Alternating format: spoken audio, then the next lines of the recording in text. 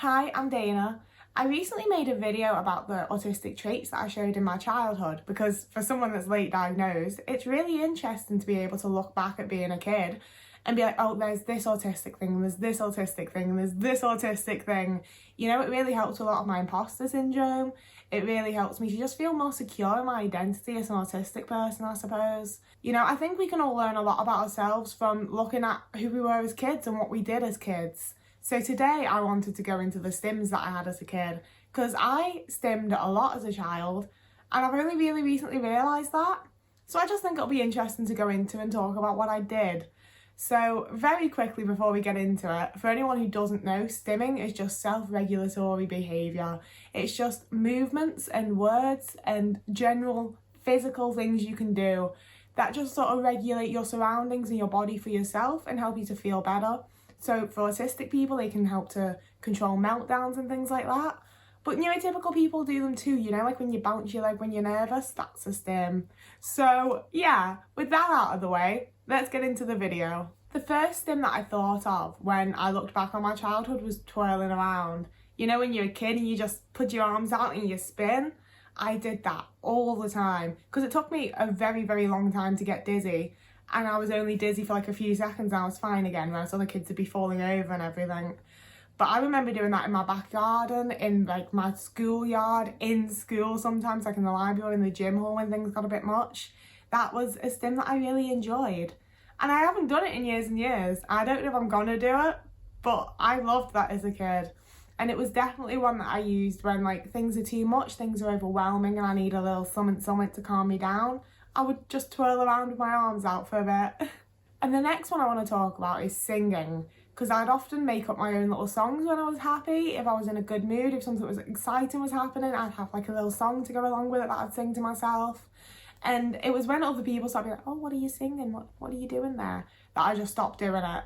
So like when I'm on my own with my cats, they've got lots of little theme songs, you know?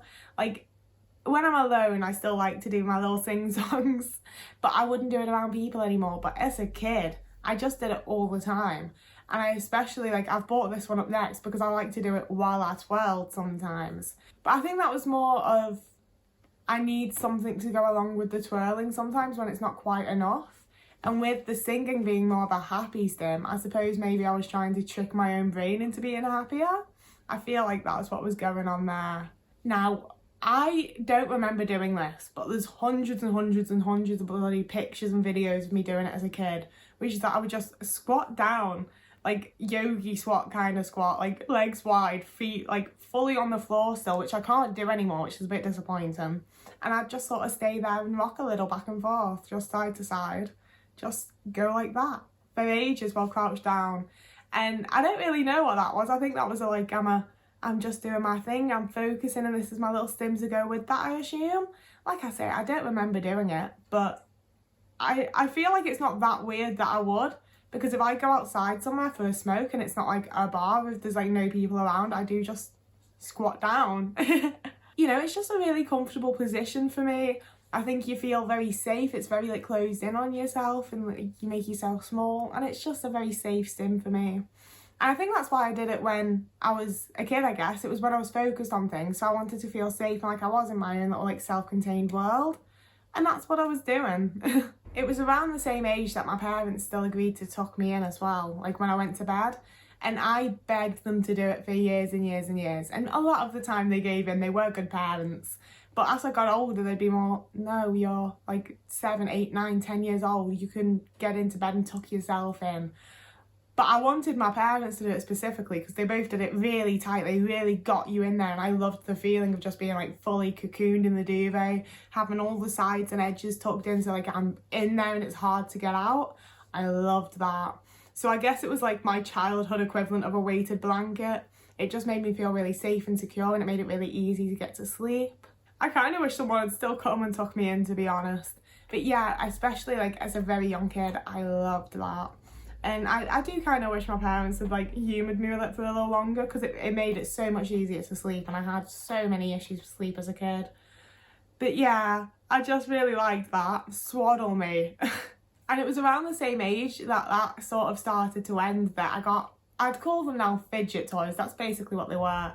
but I'm not of the age group that had fidget toys. So for me, it was school supplies that were fun. My mum went out of her way to try and get me school supplies that were fun because it made it a little bit easier to be in school, I guess. So I had like rulers that folded down, like had little sections and you could fold them and then like snap them open. I had the bendy like see-through ones. I had pencils with like the bits hanging off and little like pencil toppers and all that kind of thing.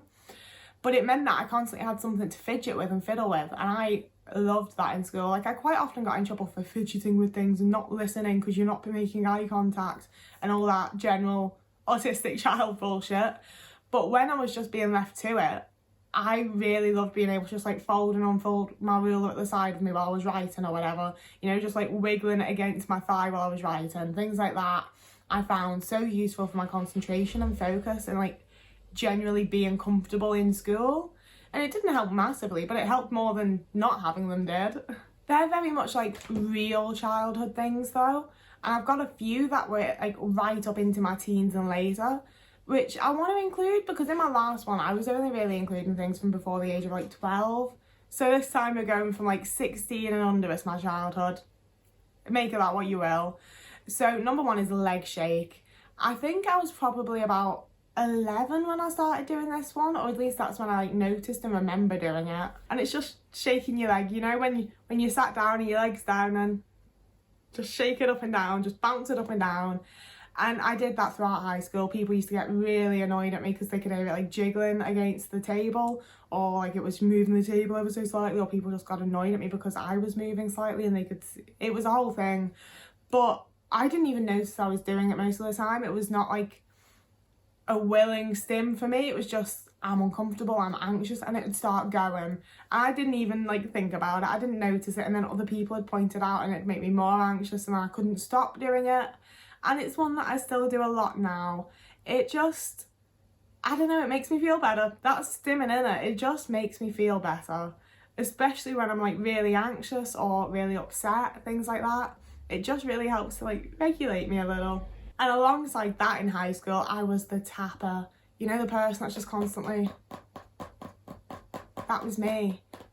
I was just always tapping my fingers and my nails against things, or like passing my hands on my legs, patting my hands together. I just liked to be doing something with my hands.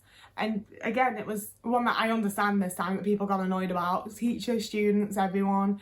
And I get it. But again, it was one of those where I didn't even fully notice I was doing it. And next thing I'd know, I was just like clapping with my leg. It was just, that was when I was really overwhelmed. That was when things were getting really too much for me. So it was on especially bad days, and then you've got like a teacher or the student shouting at you to stop doing it. It wasn't great. It wasn't great. But it does have me convinced that when autistic people with higher support needs are being violent or hitting themselves and injuring themselves, it is a stim. You know, it's not a good stim to have because they're hurting themselves or others, but it's just the higher end, more energetic scale of what I'm doing. It's not violence in my opinion. It's a stim that needs to be rerouted or whatever, but we don't need to get into that. It's a whole different video. But yeah, I wanted to throw that in there.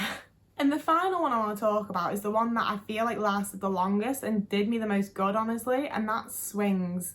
You know, just playset swings that you go back and forth on when you do your legs. Those. Now, I moved to Denmark at the age of 11. I've always loved going to the park. I always enjoyed swings. But schools in Denmark have a lot more than the English schools I went to did, and they actually had swings. And every single lunch break, break time of any type, if I was outside and there were other kids, I was on the swing, just going back and forth and back and forth and back and forth.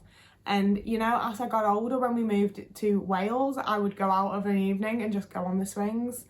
Got stopped by the police several times because I was 14 and, oh, you're not meant to be in the park if you're over 12. And it's like, dude, just let me swing on my little swing, okay? It makes me feel better. But this is another that I would absolutely still do if I had a swing set, you know? It's just that rocking motion and the wind in your hair and getting to do your little legs. It's the perfect stim. It's like a full body stim that just makes me feel so much better. And I didn't realise until like literally like less than a week ago that it was a stim. I thought it was just like, I'm a little weirdo that really likes a good swing, you know? But it's definitely a stim. It's such a stim. You know, whenever I was sad, whenever I was angry, whenever I was really happy and needed some way to get the energy out, I would go and swing on something, whether it was at school, whether it was at a park in Wales. I loved it. I loved it. And admittedly, there is a park really near my house that I could go and swing at, but like, I'm really anxious now. You know, I wasn't as anxious back then.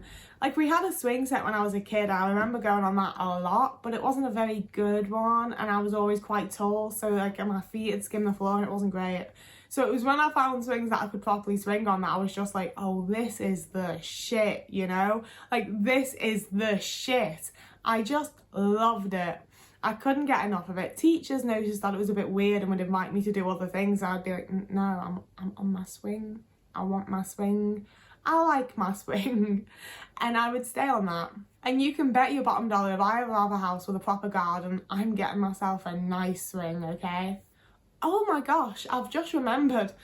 See, things just keep coming to me from childhood, and some of them aren't very fun. But I've just remembered that when I was really young, like probably like 5 or 6, like when I was first allowed to go and play out in the street, there was a cutout near my house that went down into like a mini field. It wasn't a field, it was like where there could have been a house, but there wasn't, so it was just grass. And we had a tree swing there when I was a kid, like the local neighbourhood kids. I spent a lot of time on that. So it's been even longer than I thought it had been. I just love a swing. I really love a good swing. So yeah, that's a weird thing to suddenly remember. I fell off it at one point though, and I really hurt my back, and I couldn't walk properly for like 6 months, and I still think it might have like broken my coccyx or something. There's definitely something wrong with my lower back, but that's a completely different tangent that we don't need to go on. So I've said everything I've got to say, obviously, that's why we're talking about things like that. So I'm gonna go. Whoever you are and wherever you are, I hope you're having a lovely morning, evening, afternoon, weekend, day, month, year, and I'll see you again in a few days. Oh, bye Jodie.